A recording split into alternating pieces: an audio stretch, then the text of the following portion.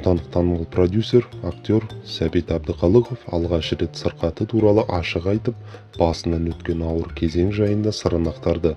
Өнер иесі осыдан 4 жыл бұрын инфаркт алып, дәрігерлердің арқасында ажалдан аман қалған.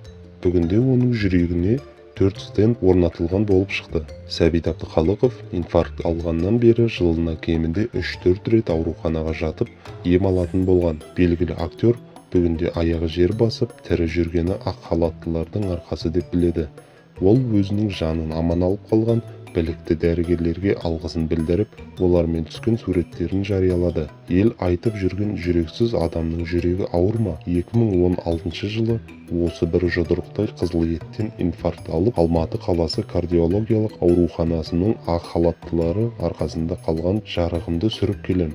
Содан бері жыл жүзінде 3-4 рет ауруханада ем алудамын. Жүрекке 4 бірдей стенд орнықты. Алдымен бір Алланың, кейінгісі осы аурухана дәрігерлерінің арқасында шауып жүрген жайымыз бар. Осы орайда кардиоорталықтың бас директоры Алмат мырзаға, дәрігерім Назира ханымға және маған коронография жасап келе жатқан Оразбек ініме алғысымды білдіргім келеді. Сонымен қоса, алда келе жатқан медицина қызметкерлерін мерекелерімен құттықтаймын. Асылында ел қаһармандары өздеріңіз, еңбектеріңіз жансын, аман болайық, ауырмайық. Менің де, сіздің де деніңізді саулығы осы абзал кісілердің қолында, деп жазды ол Facebook парақшасында.